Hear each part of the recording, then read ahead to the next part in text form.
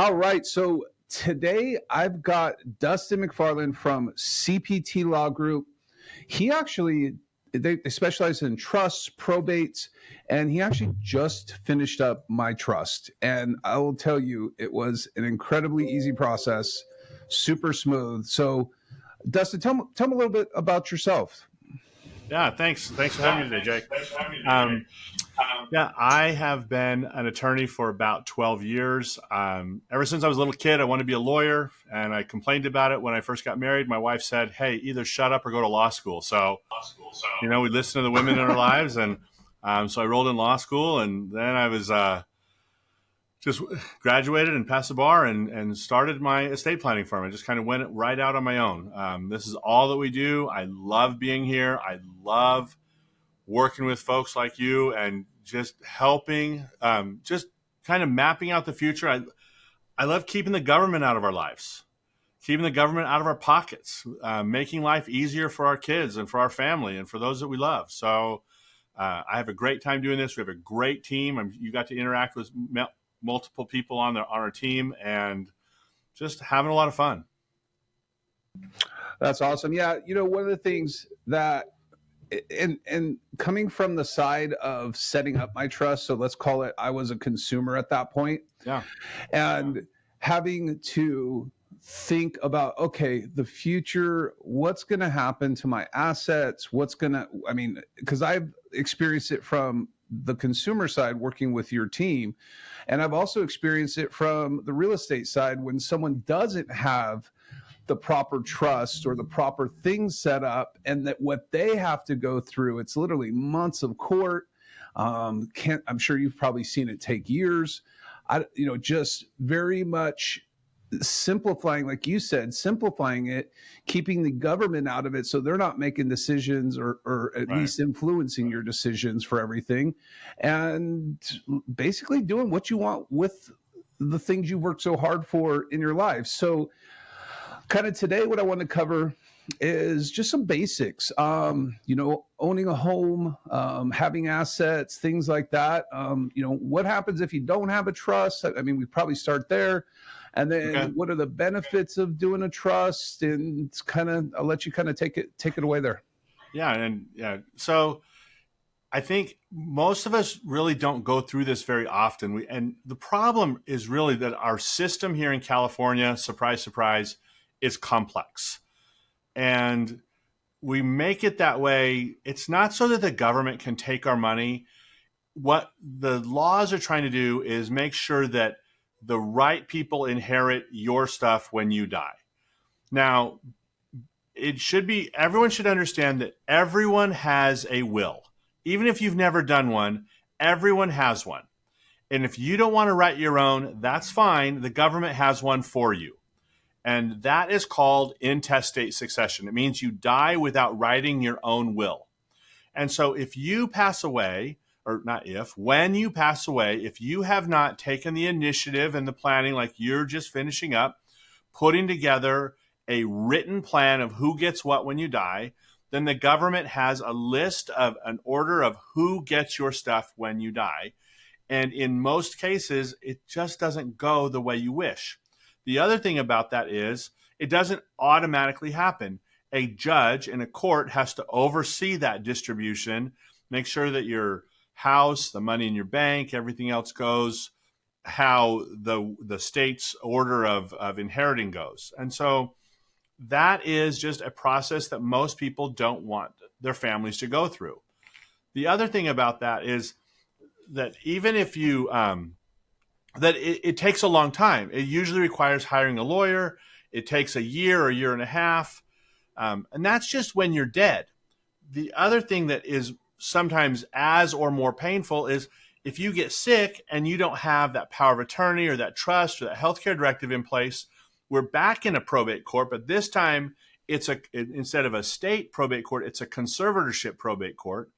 And in that probate court, for the conservatorship, the state is going to, again, step in and tell you where you spend your money, who makes your healthcare decisions, where you can live, what you can eat, with whom you can associate. All of that stuff we kind of just turn over to the government and say, well, I'm too lazy or too busy to put that together. I'll just let you guys do it. I think that's crazy. Why would you want the government to run anything in your life? Like, I just don't understand that. So we want to have, so what a trust does, what an estate plan does, is it's a written plan that you get to identify if you get sick, who's in charge of your money, who's in charge of your property, who's in charge of your health care. When you die, who's in charge and who inherits whatever you've got left. And we get to avoid all of the government and court intervention in your family. It kind of just sails right through without having to get blessed by a superior court judge. So it makes life much, much easier for you.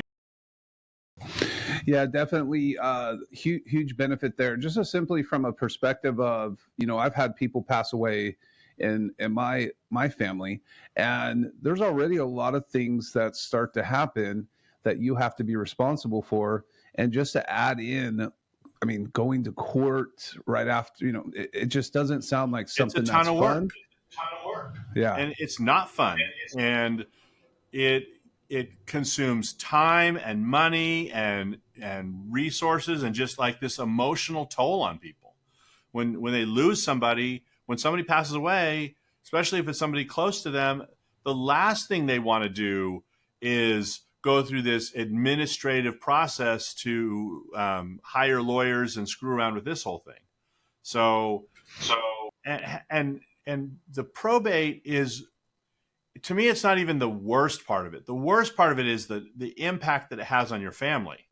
Like, yeah, nobody wants to pay lawyers, nobody wants to go to court, but really the emotional and toll that it takes on your family is just not fair to them. It hurts them. It drags it out. It makes it difficult. It makes it complex. And it doesn't always go the way you want. One of our clients recently, or not of our clients, I'm sorry. A woman comes in, told us her husband recently passed away, and they had been married for about 20 years. He had a son from a previous marriage, and this son has been estranged forever, right? This lady never saw the son but one time. So here we have this man, he has this estranged son and this wife, and he died. The house was just in his name. No will, no trust, just the house. And so here this woman has been living in this house for 20 years. She goes to church down the street. She's best friends with her next door neighbors.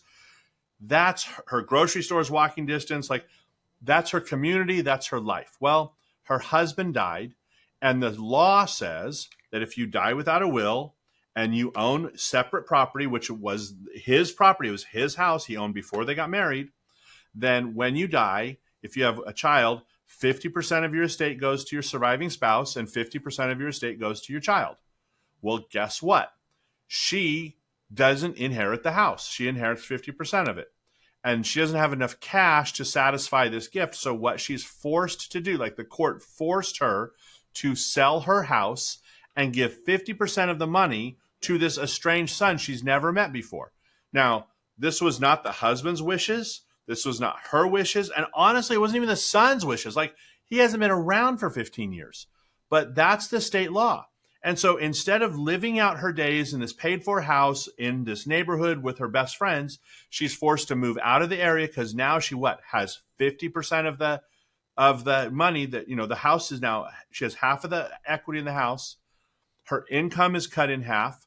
She has to go just rent some little hovel somewhere way out of town because she doesn't have the money. All of this because this guy, her husband, did not do a will disinheriting his son, did not do a trust disinheriting his son. And so the law stepped in, and we have this totally unintended consequence. And it hurts families. Another woman came in and she said, Dustin, I'm trying to sell my house, but my friends told me years ago to put my granddaughter on the house so that, and she had some cockamamie reason why this was happening. So she had, at the time, about 7 years ago, added her 2-year-old granddaughter to the deed of her house. No legal advice. She didn't talk to a lawyer. She didn't talk to anyone. Just someone at work told her that was a really good idea. So she marched down to the county recorder, fills out a form, records it with the county. And you've sold houses. Like, what do you do when a minor is on the title? Like, you're screwed. So she said, I'm trying to sell my house. I can't afford the mortgage. And I said, well, you can't sell it because your 12-year-old daughter, it had been some time, and now this girl is 12. Your 12-year-old daughter is on title. Well, what's the problem with that? I said, it's half hers. You have to go to court, get a guardianship over the daughter. When you sell the house, the 50% of the equity has to be put into a blocked account for that daughter. And when she's granddaughter, when she's 18, she can have it. She was just flabbergasted. In fact, really financially ruined. She couldn't afford her mortgage. She's trying to sell the house and downsize her life. She couldn't do it. She'll end up losing the house because she got zero legal advice. She made a ridiculous decision, like adding somebody to the deed. And then the state law steps in and says, well, if you want to sell the house, this is where the money has to go. Sorry. And those are the types of things that happen when people don't have good legal advice, and when they don't plan, they don't ask, like, what's going to happen if? What's going to happen? What if I die? What if I get sick? What if I need to sell? What's going to happen? And so, my advice is I blame Home Depot. Home Depot made us think we're all experts. Like, we can all be expert carpenters and expert electricians and plumbers, and we can't. And so and like I said at the beginning, the system is just so complex. It is so hard to navigate, and we don't know. You don't even think about, like, the rules don't quite make sense. Like this woman with her granddaughter, she said, Dustin, the house is mine. Why would my granddaughter get anything? That doesn't make sense to me. I paid the mortgage. I put on the down payment. I said, but you added your granddaughter. You gave her half of it. And she just couldn't conceptually understand at first what she had really done. Oh, I just put her on just in case. In case what? And so you've got to be really careful. Yeah. And gosh, that's, and just like you said, I think one of the biggest things too is the hardships financially it can create for these people. For instance, just like the lady in the first one, she's got to sell a home that she now owns free and clear, and probably goes and rents a 1-1 for $2,000 that maybe it she will can't financially really ruin afford. her. She'll be poor the rest of her life. Yeah. So that leads me to the next thing, which I will admit I didn't do a trust for a long time. I wrote my first trust. I'm 47 years old. And what's funny is I just called up and I'm like, let me see what this trust thing's about. I don't know if it's for me, or I don't want to be hassled with it, right? Yeah. And when I met with you guys, I mean, it's not hard. It's you guys do most of the work. And I'm sure you have some stats on it too. For the investment made to establish the trust, you avoid thousands and thousands of dollars in legal fees should you not have a trust, right? And you have to fight, or you have to go to the courts and things like that. It's about a 10x. It's about a 10x. So we're saving you about 10 times what going to court would cost you. So I'm sorry, you're spending with us 1/10 of what court would cost your family. And, people will come in and the first thing they'll tell me is, I want a simple trust, which two things. One, nobody likes complexity. I mean, maybe math guys, but really, engineers, whatever, but nobody likes complexity. Accountants. People want things simple, right? KISS, keep it simple. So I understand that. But it's either you can't have it both ways. It's either going to be, you have to go through a little bit of complexity on the front end or a whole lot of complexity on the back end. Now, I can make the front end really, really simple. Here's how simple I can make it, Jake. Do nothing, right? That's simple. Do nothing. But on the back end, 18 months or 2 years or 24 months of a probate court and of legal fees and of like judges and lawyers and mad family members and unintended consequences, super, super, super complex. Or we can have a little bit of cost and a little bit of complexity up front, which you got a 200-page, document, right? A binder full of paper.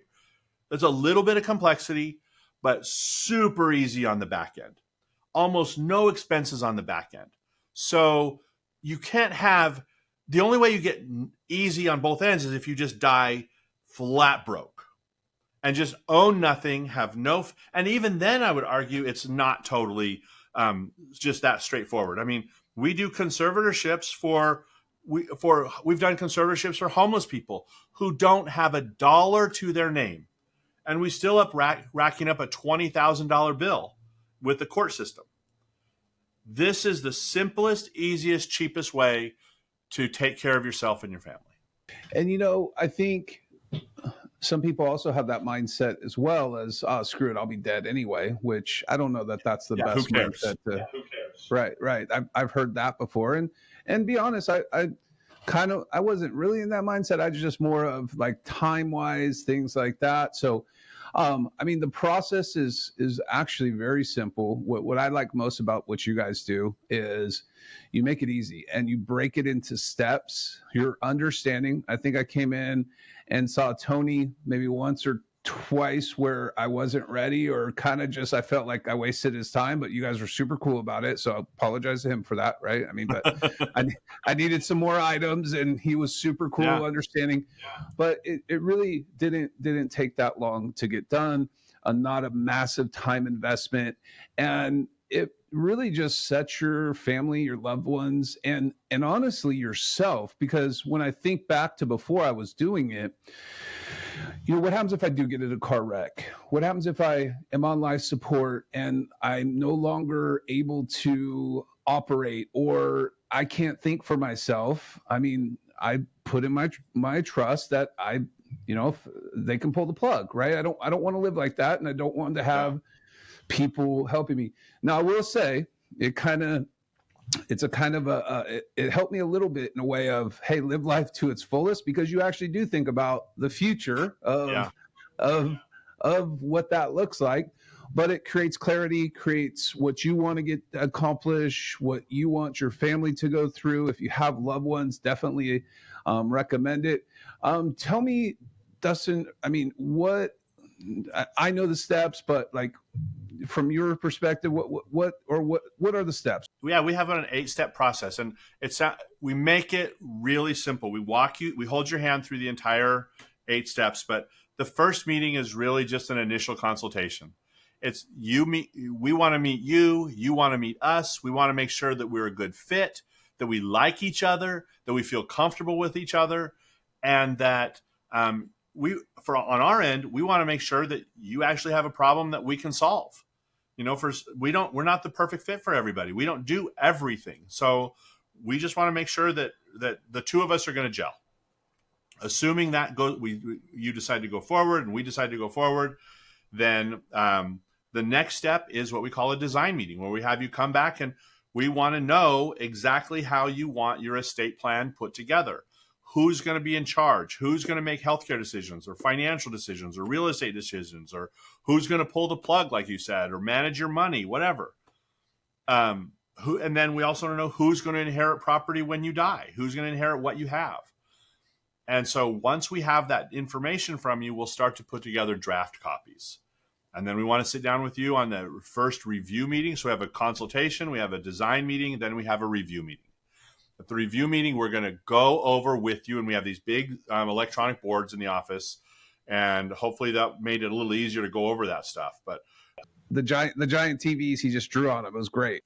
Yeah, and we do that because I don't want. It's a lot of times there's 2 or 3 people in the room, and I don't want all of us hunched over a tiny binder. We want to all be able to see what's going on, and so we review it together on these big electronic touchscreen TVs. But we're able to then hit the highlights in that first review meeting, and then we give you this binder and we say, here, go home and read this, and we'll kind of tell you what to focus on, and that's your working copy. We want you to dog ear the pages or highlight, underline, whatever. If you have questions or concerns about things, we want you to bring it back, and then there's a second review meeting, and that review meeting we want to answer your questions, make sure we have it right. And then once we get any changes, then we'll make those changes. We have you come in for a signing meeting, and we'll do one last quick review. We'll sign everything with a notary. We have like 5 or 6 notaries in the office, so we notarize it right here. And then the most important part comes, and I don't know if you've done this yet with Allie. but we need to connect the bank accounts to the trust.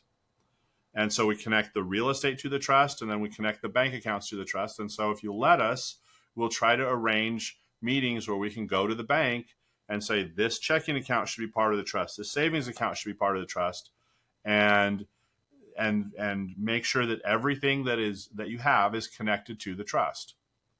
And then lastly, we want to talk to you every 18 months or so to get you on the phone and make sure that your life hasn't drastically changed. Did you get married? Did you get divorced? Did somebody die? Did you have a kid? Did you adopt some? Like, what changes have happened in your life? Because I believe it's my responsibility to reach out to you on a regular basis and make sure that your estate plan stays current. You have a job, you have a life. I don't expect you to stay on top of this. It's our job. You're our client. We want to make sure that that these documents are always up to date. The worst thing is when you get sick or pass away and the documents are outdated. They're no longer relevant. And so we just work to make sure that they're current. That same day, she actually booked times for me. She went with me to the bank, helped me get all my bank accounts set up. So that was great. One thing too, I like with your firm, and the way I actually found your firm is reviews, is the Google reviews online. And what I like about when we had our first conversation is we had talked a little bit, and you send out a survey every single interaction that we have with you guys, and if it's not a 10, someone's reaching out to find out what it is, what we do wrong, how can we make it a 10. So service is huge in your firm, and I love that part about it. So that's huge. Final question. Trusts are one thing. What else? And I'm sure you have a laundry list, but what are some of the most other services that get used? So if someone has a challenge, someone has an issue with like you said, no will or no trust in place, what are some other services you can help out with? So we're kind of limited, actually. We do estate planning, so we do wills and trusts and powers of attorney and healthcare directives. We kind of that whole thing is called your estate plan. And that's for people who are still alive and planning for themselves. If somebody has passed away and you happen to be the executor of an estate, or you're the successor trustee of somebody's trust, then we help people with what's called administration of the estate. If you don't have a trust, then we're going to do a probate administration in the courts.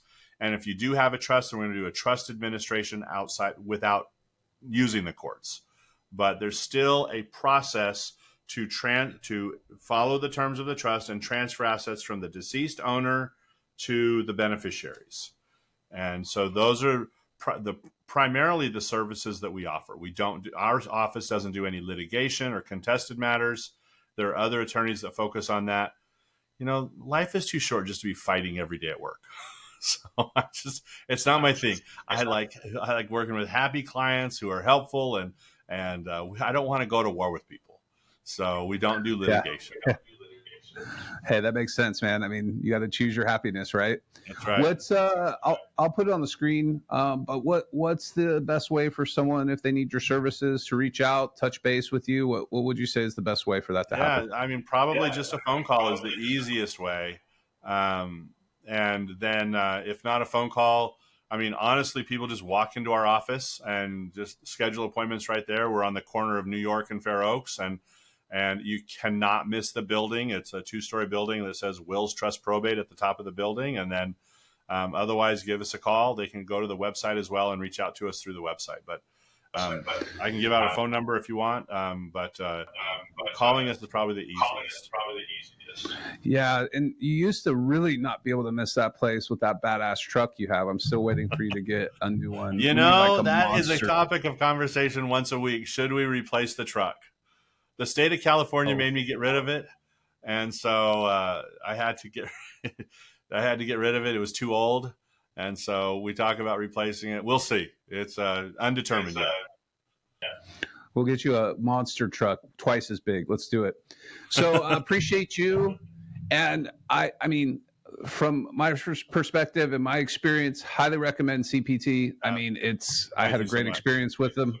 Yeah, absolutely. Thank you. I mean, I definitely love working with folks like-minded and just and just do a good job. I mean, like you said, your job's one space. We have our own lives, and I work in real estate and things like that. I'm focused on that. I don't want to have to be focused on trying to figure out my life or my trust or all those things. So you guys took care of it, handled it all. Thank you so much. Yeah, really appreciate the time here today. Appreciate you as a client. And thank you for everything. Yeah, thanks, Dustin. Appreciate you. And stay tuned for the next episode. We'll coming at you here in about a week.